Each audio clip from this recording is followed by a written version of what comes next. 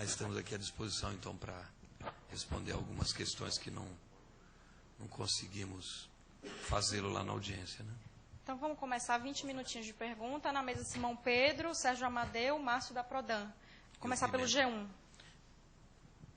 Secretária, qual que vai ser a área de abrangência realmente do sinal? Só quem está exatamente no local definido vai conseguir acessar? Ou, de repente, uma pessoa que está transitando e avança 1 quilômetro, por exemplo, de distância, consegue ainda ter esse sinal? Tatiana, do G1.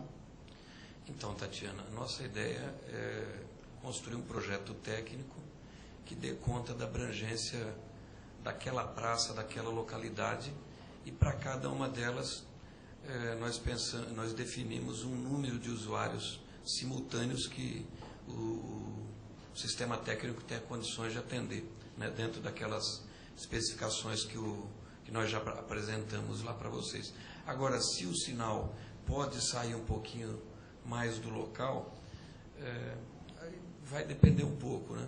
Mas a nossa ideia é que aquela praça, aquele local que já tem uma cultura de ocupação pela comunidade, que aquele local tenha uma abrangência do sinal e seja garantido o sinal. Alguns locais, como por exemplo o Parque do Ibirapuera, evidentemente que ali nós vamos pensar em pontos de acesso em alguns locais onde a concentração de cidadãos seja maior ali, né? Por exemplo, embaixo da Marquise ou em algum outro local. Não necessariamente será em toda a geografia ali do parque, né? Mas garantir que na abrangência do parque alguns lugares sejam instalados os pontos de acesso, garantindo aquele número de usuários simultâneos que nós especificamos no nosso projeto. Sérgio, só complementar uma questão. Quando o seu equipamento, vamos supor, o seu laptop ou tablet, ele tem um limite, dada a tecnologia Wi-Fi, de alcance. Então, por isso que a gente está dimensionando o prestador de serviços que ganhar a praça. Ele, é óbvio que o sinal extravasa um pouco, mas não vai ser uma coisa de 1 quilômetro, vai ser nos limites da praça. Por quê? Porque, por exemplo, dada o contato do seu aparelho com o AP, se ele estiver muito longe, o seu aparelho não consegue interagir com o AP, entendeu? Ele pode até receber o sinal, mas não consegue interagir. Porque a tecnologia que a gente está usando é a tecnologia Wi-Fi, né? Que usa uma faixa de frequência livre e que, na verdade, ela permite esse tipo de conexão. O projeto tem uma característica importante que, para lugares grandes, né, ele permite o uso em trânsito. Você consegue, se deslocando dentro de um grande parque, por exemplo, em Ibirapuera, da área de cobertura de uma antena para outra, você não perde, não tem intervalo, né? O projeto prevê essa mobilidade dentro do local. Thaís, da TV Câmara. Eu queria saber mais sobre as questões de segurança física, que a Secretaria está pensando em articulação com outras secretarias, até com o Governo do Estado, a respeito de problemas de furtos que podem ter nas praças. Disse o nome mesmo? Thaís, obrigado, viu, Thaís? Thaís, essa é uma preocupação. Eu vou até lembrar que quando o Sérgio era coordenador do governo eletrônico e foi implantado os telecentros, o primeiro lá na cidade de Tiradentes, como ele bem lembrou lá na audiência, as pessoas diziam, e vão roubar os equipamentos, não vai durar uma semana. E eu lembro, não sei se o Sérgio confirma esse dado, que durante um ano, com um uso muito intenso ali, me parece que somente um mouse acabou desaparecendo, né? Então, a segurança, evidentemente, que é uma preocupação do prefeito, desta administração, a segurança de todo cidadão, tanto é que no tema da iluminação pública, nós estamos buscando colaborar com a cidadania, priorizando melhorar a iluminação pública em locais que nós temos maior índice de violência e em locais de maior frequência do cidadão, como, por exemplo, escolas, hospitais, estações de trem, de metrô, né? Então, nesse aspecto também, nós vamos ter uma preocupação, né, de talvez reforçar com a presença da Guarda Metropolitana. Então, essa é uma preocupação nossa. Não vamos negligenciar em relação a esse ponto. Lembrando também que o tema da segurança pública é um tema de responsabilidade maior do Estado, mas certamente se houver um maior número de usuários, se aumentar o número de usuários desses locais, evidentemente que, como consequência, haverá uma maior preocupação de reforçar a segurança desses locais. Sou o Lucas, da Rádio Estadão. São duas perguntas. Primeiro, para o secretário, o contrato prevê 36 meses, possibilidade de prorrogação de mais 12. Se há possibilidade de se tornar um projeto mais perene, né, para a cidade. E também sobre a segurança da rede, de dados, de rastro, que acho que o Sérgio poderia falar. A primeira questão é o seguinte: é evidente que nós não temos esse serviço na cidade de São Paulo. Nossa preocupação é inaugurar e oferecer esse serviço o mais rapidamente possível. Aí nós pensamos primeiro nessa modalidade de um contrato de 3 anos. 3 anos a gente acha suficiente. O tempo daquele investimento que as empresas fizerem inicialmente para oferecer o serviço, elas terão um retorno, e depois esses 3 anos é um tempo usual para contratos dessa natureza, em contratos de prestação de serviços, né? E se sempre é necessário, importante prever-se uma prorrogação. Agora, em relação ao futuro, se vamos fazer uma parceria público-privada, tornar mais perene, é um tema que nós não temos ainda uma definição, mas pretendemos estudar isso com o decorrer da implantação do serviço. Nós, no nosso edital sobre segurança lógica, segurança da informação, a gente está prevendo criptografia entre o dispositivo e o AP, né, o Access Point. A gente está prevendo. Isso encarece o projeto. Na verdade, a gente vai avaliar o quanto isso encarece e o quanto isso é necessário, mas está já no edital. Do ponto de vista de ações que ocorram, os próprios roteadores, eles registram as máquinas que estão conectadas nessa rede. Então, veja, você deve ter reparado, a gente pede que a Prodan tenha uma réplica do painel de controle de tudo que está acontecendo nas praças. Para quê? Porque nós temos condição de agir sobre incidentes que podem ocorrer numa praça, né? Agora, uma coisa que a gente não quer, como orientação político e técnica, é considerar o cidadão culpado até que se prove a sua inocência. Isso nós não queremos. Na verdade, a gente quer que o cidadão use livremente as praças digitais e que a gente tenha condição de atuar sobre possível uso indevido, ilegal. E isso tem condição de ser feito. Agora, é que tem muito exagero ultimamente, né? Você fala que não dá para saber de onde está surgindo um determinado ataque. Claro que dá para saber. Dá para saber a praça onde está surgindo. Óbvio. Então, não adianta a gente querer determinadas medidas, como, por exemplo, tinha uma sugestão de que para o cara acessar, ele tinha que fazer um cadastro gigantesco. Por exemplo, um turista pedia número de passaporte. Veja bem, é aconselhável que o turista não ande com passaporte. Nós não podemos dificultar o acesso, mas nós temos que ter condição de agir imediatamente, né? É como na rua, a gente não pode dificultar o acesso das pessoas nas calçadas, mas a polícia tem condição de agir imediatamente, né? Mas as pessoas têm que poder dar, né?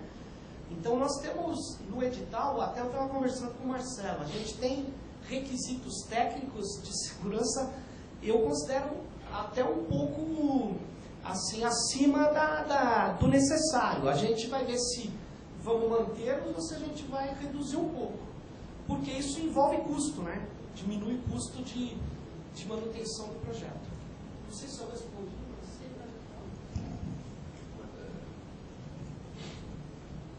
Esse processo ele vai demandar de todos nós, as secretarias envolvidas e da Prodam, um esforço enorme não só para implantar um projeto de vulto grande, mas principalmente para fazer a gestão desse processo. Então, a Prodam tem hoje capacidade de apoiar o projeto como empresa da Prefeitura, fazendo toda essa gestão. Nós temos um centro de gerência de redes na Prodam que é capaz de fazer a gerência de todo o modelo. É claro, como eu respondi lá naquelas perguntas, que a Prodam não vai atuar, a Prodam vai fazer a gestão para ver se os requisitos de segurança, os requisitos de capacidade, os requisitos de disponibilidade estão sendo cumpridos. E disponibilizar também formas para que a população possa nos acessar através de telefone ou através de e-mail, etc., para que a gente possa também ouvir algum tipo de reclamação e atuar junto aos prestadores de serviço. Então, essa parte é a parte que a Prodam entra como garantidora do projeto sob o ponto de vista da sua gestão. E aí, essas questões relativas à segurança, como o Sérgio disse, nós temos que verificar um modelo que tenha qualidade e custo adequados para que a gente possa viabilizar um projeto pelo maior prazo de tempo possível e atendendo a maior quantidade de cidadãos de São Paulo para a utilização do serviço. Sara, Rede Brasil Atual. Pelo que eu entendi, o orçamento do projeto é de 45 milhões, né? 15 a cada ano por 3 anos. Como é que fica o orçamento desse ano e enquanto ele está estimado, já que começa a funcionar em outubro, né, definitivo?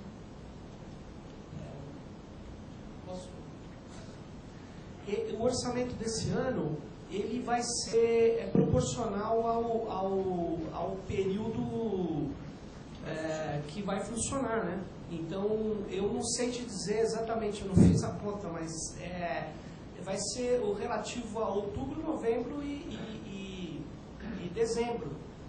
O orçamento é esse. Aí, os 3 anos é a partir desses, conta a partir desse outubro, ou enfim, de quando começar a funcionar, né? Por isso que a gente falou 3 anos, mas na verdade são 36 meses, né? Ele é corrido, né?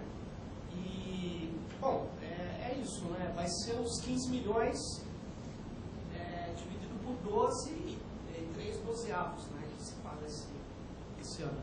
E nós pretendemos, nós temos um orçamento, um programa para a inclusão digital na cidade de São Paulo, né?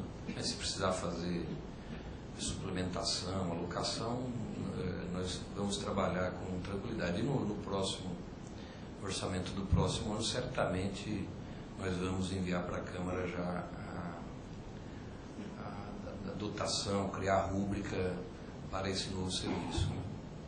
Eu não sei se o secretário permite falar do TAC. Existe um termo de ajuste de conduta por implantação irregular de antenas de operadoras de telefonia em São Paulo, que uma parte dos recursos nós gostaríamos que fosse destinados a beneficiar o cidadão, na verdade, mantendo esse projeto. O termo de ajuste de conduta foi já assinado com uma das operadoras do ano passado, envolve 40 milhões, e uma parte desse recurso pode ser, sim, disposto para ajudar a sustentar o projeto Praças Digitais. Oi, Anderlei, guia das cidades digitais. Eu queria fazer uma pergunta, mas em relação ao desdobramento estratégico. A gente entende que é um projeto ainda incipiente. Quando o secretário de Cultura mencionou a experiência dele em Madrid, quando ele fazia o acesso à internet no ônibus. Imagino que isso aí tem um impacto na mobilidade urbana tremendo. Você vai tirar a gente do engarrafamento, vai estimular o uso do carro, etc. Tem um complicômetro da mobilidade. O ônibus não está numa área de cobertura. mas em contrapartida existem outros projetos de já implantar conectividade no ônibus para fazer o rastreamento do veículo e poder administrar o trânsito. Como é que vocês estão vendo o aproveitamento desse tipo de sinergia? Tem que fazer o link para a segurança pública, monitoramento. Como é que pode haver esse compartilhamento de várias necessidades de conectividade?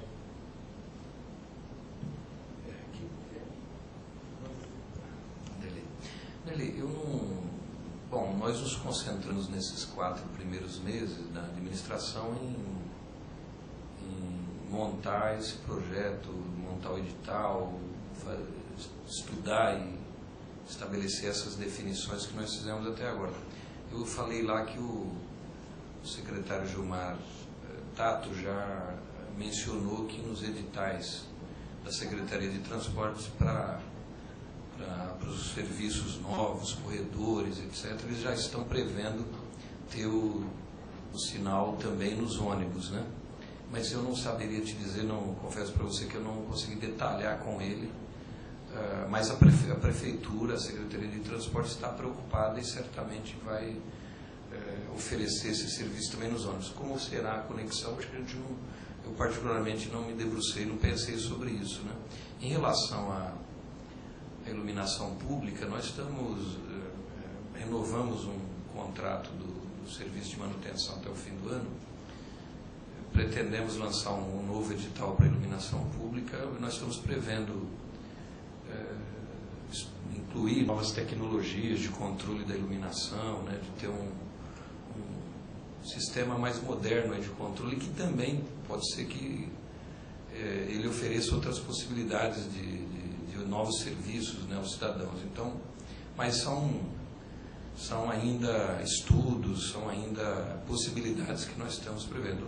Nos concentramos mais em oferecer serviço nas praças e parques, e fazer isso dar certo é o nosso desafio agora. Vanderlei, do Guia de Cidades Digitais, não é isso? Eu entendo a preocupação das pessoas que trabalham com o conceito, porque nós estamos fazendo hoje, a Prefeitura tem feito uma série de ações com relação às questões de natureza de comunicação digital, mas isso faz parte de um modelo mais amplo, que é hoje conhecido como cidades digitais, cidades inteligentes, que é você criar mecanismos de integração dessa parte, que é a parte, vamos chamar a parte digital da cidade, né? Como se a cidade tivesse uma camada que funcionasse sob o ponto de vista digital. E são todas essas comunicações entre os diversos agentes que existem na cidade, né? Desde o sinal de trânsito até uma pessoa que faz acesso a uma rede, a uma praça que tem um modelo de serviço como esse que nós apresentamos. O modelo de cidade digital, o modelo de cidade inteligente é um modelo complexo que varia de cidade para cidade. Não existe uma receita que possa ser aplicada a qualquer cidade, muito menos a cidade do Porto de São Paulo. Então, essa preocupação de construir um modelo e de inserir esses projetos todos em um modelo mais amplo e bem concebido de cidade digital, cidade inteligente, é um esforço enorme que a Prefeitura vai ter que fazer e já estamos fazendo. A prova disso é esse projeto que foi apresentado hoje, a prova disso são os outros projetos que a Prefeitura tem implementado, os ônibus, a interligação dos semáforos para construir uma rede inteligente. Então, são todos projetos que se inserem num modelo mais conceitualmente mais robusto, que é o modelo de uma cidade digital, uma cidade inteligente. Na verdade, nesse momento, nós estamos trabalhando no sentido de, através das várias estruturas que nós temos, constituir uma infraestrutura única para a cidade, que uma coisa que São Paulo não tem ainda. Você citou o exemplo dos corredores de ônibus. Nós temos aqui uma rede no centro da cidade, que é a rede de Aura, etc., mas elas não estão integradas ainda. Nós estamos num primeiro esforço de integrar a infraestrutura da cidade numa infraestrutura única, né, que é o primeiro passo para chegar onde você está colocando. Né? E só complementar, eu acho que a gente tem conversado na secretaria, o secretário tem dado força para que a gente também, uma cidade como São Paulo, tem que inovar também. Nós temos que ver as possibilidades de redes mesh, que não há um padrão consolidado na indústria, né? Mas a tecnologia mesh pode ser usada para ampliar essa malha e fazer esse serviço que a Prodan está buscando integrar, né? Então nós vamos sim fazer vários experimentos além desses que são mais consolidados, né? Temos 3 pessoas inscritas, eu vou passar para o Thiago, depois a Tatiana e a gente encerra, tá?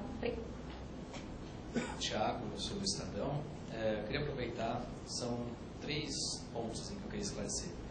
Primeiro, o Sérgio comentou sobre a primeira ideia de se fazer um cadastro muito longo, que se abandonou e tudo mais. Mas vai ter algum cadastro mínimo que seja, ou a pessoa só vai detectar a rede, clicar e já está conectada? A segunda coisa, durante a apresentação, vocês também falaram sobre a questão da infraestrutura, né? Até citou o exemplo lá de Marcilac, da Zona Sul, que é possível que a empresa que vencer aquele lote tenha que instalar uma certa rede de infraestrutura para os seus aparelhos funcionarem. Então eu queria saber o que as empresas contratadas vão ter que disponibilizar. São só aparelhos, elas também vão ter que mexer na rede de telecom da cidade também. E a última coisa é que gerou muita manifestação na audiência, a questão da definição dos pontos. E eu queria saber se vai se abrir um canal para as pessoas poderem sugerir pontos novos e como que elas podem fazer isso, e também se está sendo levado em conta a possibilidade de incluir os CELs e estações de trem ou metrô nessa possibilidade também. Tiago, né? Isso. Tiago, o cadastro, veja bem, o serviço que vai ser prestado tem que ter a possibilidade de autenticar na rede, de logar e de ter um cadastro. Agora, nós não fechamos na prefeitura se nós vamos abrir o serviço com cadastro. Eu, particularmente, e sei que a opinião de vários outros secretários, acham que nós não devemos fazer um cadastro. Nós devemos, o cara olhou a rede e se conectar na rede, até porque o aparelho dele vai estar conectado, ele vai estar identificado o aparelho dele. Então, agora, se é necessário a gente também dar a oportunidade para o cidadão que quer fazer um cadastro, para ter algum tipo de benefício com a prefeitura, tudo isso vai ser pensado. Isso é uma política de uso, que a gente prevê que tem que ter o cadastro, mas não dá para fazer isso sem prever. Mas se a gente vai usar ou não, certamente vai ter uma política de uso e que vai ter um debate. Eu vou defender que não tenha cadastro. E é isso. Eu conheço várias cidades do mundo, não tem, funciona super bem, acho muito mais rápido e tal. Mas isso é uma decisão posterior aí, que eu acho que a sociedade vai ser ouvida, né?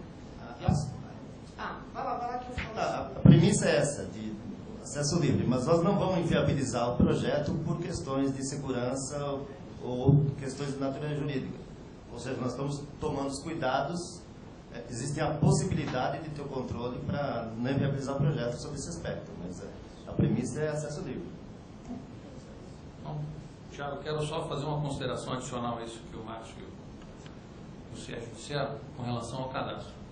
No modelo já citado aqui de cidade digital, inteligente, nós podemos acabar até fazendo um conceito que não é nem cidade digital nem inteligente, para não ficar replicando toda hora esses dois. Vamos fazer um próprio. Mas um modelo dessa natureza, ele pode prever um aspecto interessante, que é o reconhecimento dos mecanismos digitais da cidade pelo cidadão e vice-versa. Ou seja, a cidade reconhece o cidadão do ponto de vista das comunicações eletrônicas. A cidade reconhece o cidadão e o cidadão reconhece a cidade. Vamos imaginar que a gente construa um conjunto de serviços, vamos falar só de prefeitura num determinado momento, de serviço público. Que a prefeitura construa um conjunto de serviços e esse conjunto de serviços possa estar disponível para o cidadão sem que o cidadão necessariamente fique recorrendo a cada serviço dele. Então, por iniciativa própria, o cidadão pode informar a cidade ou a prefeitura que ele tem várias relações com os sistemas informatizados, que ele tem um filho que estuda na escola e a matrícula é determinada, ele tem um número do SUS com o qual ele utiliza o serviço de saúde, ele paga ISS. Então, o cidadão geralmente tem um conjunto de serviços. Então, o modelo de autenticação, ele não por razões de segurança apenas, mas por razões de reconhecimento do cidadão, ele pode ser importante para que a gente construa esse modelo de relação da cidade com o cidadão, para que a cidade e a prefeitura reconheçam o cidadão naquilo que ele quer ser reconhecido. Para quê? Para ter mais conforto na prestação de serviço, basicamente isso. Duas considerações. Uma, você imagine um jovem de 14 anos ou uma criança de 10 anos tendo imposto CPF, tendo imposto tal. Então, o cadastro pode conviver, não ter cadastro com a identificação da pessoa. Ele entra na rede, abre o seu web e aí ele se cadastra no portal da prefeitura, mas ele entrou na rede sem cadastro. Isso tem várias, é o que eu falei, a gente tem várias possibilidades de fazer. Segunda consideração, nós não podemos fazer uma coisa que é muito comum em alguns lugares. Você vê, os telecentros de São Paulo caíram em uso porque começaram a proibir tudo. O proibicionismo evita o uso. Então isso é o que nós estamos tentando evitar. Agora nós estamos tentando dar o que o Marcelo falou. Possibilidade de ter inúmeros serviços que eu não faço nem ideia ainda hoje que vai ter. E sobre a questão que eu me lembro rapidamente, que você perguntou, a audiência pública, ela é para isso, não só para olhar se o edital tem coisa que deveria não ter ou que deveria ter. Nós estamos fazendo com o máximo de transparência possível. Só que é o seguinte, os locais, nós já abrimos, nós recebemos sugestões muito interessantes aí, eu acho que elas serão acatadas, mas se tem mais sugestões sobre alteração de local, nós queremos fazer. O que nós não podemos fazer é não cumprir a determinação do prefeito, de ter uma em cada distrito. Uma praça em cada distrito nós teremos, porque senão a gente não cobre aquela diversidade que eu mostrei na apresentação. Nós precisamos cobrir isso. Não dá para ter um projeto que seja só para o rico, para o povo. Não, nós vamos fazer um projeto para o cidadão de São Paulo. Então, assim, foi muito importante várias pessoas darem sugestões de praças, porque nós vamos poder melhorar o lugar onde vai ter o Wi-Fi, os primeiros 120 áreas com Wi-Fi livre em São Paulo. Gente, eu preciso sair para cumprir um compromisso das 13 horas aqui na Avenida Paulista. Eu vou pedir licença ao Márcio, ao Sérgio e ao Marcelo. Vocês continuarem mais um pouquinho, acho que tem mais duas. A gente só tem mais uma pergunta e a gente encerra. Tá. Vou esperar mais um pouquinho. Se eu ver que eles podem responder, eu... Ok. Então, meu nome é Daniela, eu sou do blog Prestando Contas e a gente faz um monitoramento das 100 metas. Aí, uma dúvida para mim é sobre como vai se dar a instalação. Porque nos locais, por exemplo, na periferia, a gente tem sempre essa experiência da prefeitura levar equipamentos, parques, coisas para esses locais e sem ter nenhuma conversa com o morador local e, consequentemente, depois de muito pouco tempo, as coisas já não existem mais. Dando um exemplo do nosso novo mobiliário urbano, por exemplo, as papeleiras que foram instaladas no ano passado, na Avenida Rio Pequeno, de 120 papeleiras, a gente ainda tem 6 em funcionamento. Os novos pontos de ônibus, em grande parte, estão sendo destruídos já na periferia. Então, essa questão, para mim, é muito chave. Eu gostaria de saber como vocês encaram isso e, por favor, não deixem isso com a empresa que for contratada para prestar serviço, porque a gente sabe que isso não funciona. Aí a outra questão é sobre como vai ser, então, essa reação ao vandalismo e à manutenção, a qual cargo isso vai ficar. Aí eu gostaria também de relembrar uma colocação que o secretário de Desenvolvimento Urbano fez na discussão do plano diretor, que a gente não precisa meramente de projetos funcionais para a cidade, mas a gente precisa de projetos urbanísticos.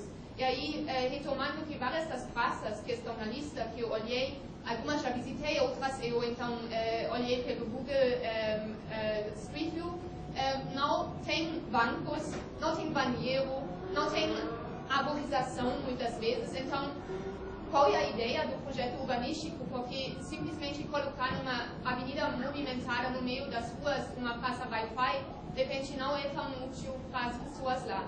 E aí, eu gostaria de ter um esclarecimento sobre os critérios de uso. Assim, vocês citaram, não de seleção desses lugares, porque vocês citaram que foi um lugar bem movimentado, mas existem outros critérios, porque, dizendo aqui, inclusive no centro, tem algumas praças que tem boa infraestrutura de cafés e coisas, lugares no entorno que a gente poderia então aproveitar essa rede. Aí tem outras praças que então já não tem isso. Então gostaria de saber esses critérios e acho importante vocês abrirem isso também para consulta pública, né, das praças que já foram selecionadas, de falar, essa praça por causa de tais critérios. Isso para nós seria bastante interessante. Obrigada. Olha, eu vou dizer, o processo está em consulta, como o Sérgio já reforçou aqui. O processo está em consulta, nós fecharemos dia 17, ou seja, além do que nós já divulgamos, né, os critérios foram, de fato, os locais em cada distrito. Eu citei aqui, tem distritos, vou dar um exemplo, Guaianazes, bairro do Lajeado, é um distrito que, se você for olhar bem, não existe uma praça ali, um local, infelizmente, né? Então, a região do São Mateus, né, você não tem ali um local onde você pode ter um show, uma concentração, é difícil, né? Tem locais, tem distritos que, infelizmente, nós temos essa realidade. Não pretendemos induzir com esse serviço o desenvolvimento urbanístico do local. Nosso objetivo é oferecer serviço ao cidadão naquela localidade para iniciar um debate com a cidade de se é possível abrir o sinal em toda a cidade, como é que nós vamos ampliar esse serviço para outras localidades, outras praças, né? Então o critério foi consultar, além daquilo que a Secretaria já tinha de informação, consultar os subprefeitos e as suas equipes. O subprefeito, ele é um técnico de carreira, mas ele também está assessorado com assessores daquela região, se aquele local que a gente estava sugerindo era o melhor. Então nós recebemos sugestões e orientações dos subprefeitos para iniciar o processo e colocar em debate. Então hoje, por exemplo, já houveram várias manifestações que nós podemos corrigir, certamente que nós podemos melhorar. Aquele caso do Capão, por exemplo, é um deles, né, de talvez não aquela praça, mas contemplar o parque. Então acho que isso nós vamos levar em consideração. Nosso objetivo é ampliar esse serviço para outras praças. Mas no momento, a gente tem uma noção de orçamento, queremos iniciar por alguma coisa, iniciamos com esse critério de pelo menos uma praça, um local por distrito, né? E depois pretendemos ampliar. Agora, nós não temos medo. Se a gente for ter medo de dizer, vamos levar esse serviço para lá, mas vai ter vandalismo, vai ter problema, aí nós vamos ficar paralisados, né? Então nós vamos buscar superar esse problema, levando o serviço e enfrentar aqueles problemas, né? É característica desse governo de retomar a ideia dos conselhos. O prefeito já retomou, criou o conselho da cidade. Estamos discutindo o melhor caminho para pensar o conselho nas subprefeituras, os conselhos gestores, as conferências, né? Por exemplo, a minha secretaria realizará a conferência junto com a Secretaria de Meio Ambiente de resíduos sólidos, que ocorrerá no dia 30, 31, para pensar o plano de coleta seletiva. Então, esse governo tem essa característica de discutir as suas políticas, submeter a avaliação com a população. Nós queremos fazer um governo moderno, e um governo moderno é aquele que propicia a participação do cidadão. Então, por exemplo, nós assumimos lá na audiência pública a ideia do fórum de usuários. Não sei ainda, no caso dos telecentros, quando nós implantamos, na gestão da Marta tinha o conselho gestor, que infelizmente foi abandonado. Nós pretendemos retomar nos telecentros essa ideia, tá bom? E nós, de fato, não pensamos num formato, mas estamos abertos a sugestões de como formatar um mecanismo ali de participação, de controle social deste novo serviço, tá certo? Mas eu acho que a gente tem tempo aí até o início do primeiro de trabalhar em cima disso. Obrigado. Uma boa tarde, então. Obrigado pela presença de todos. Obrigada. Está encerrada a coletiva.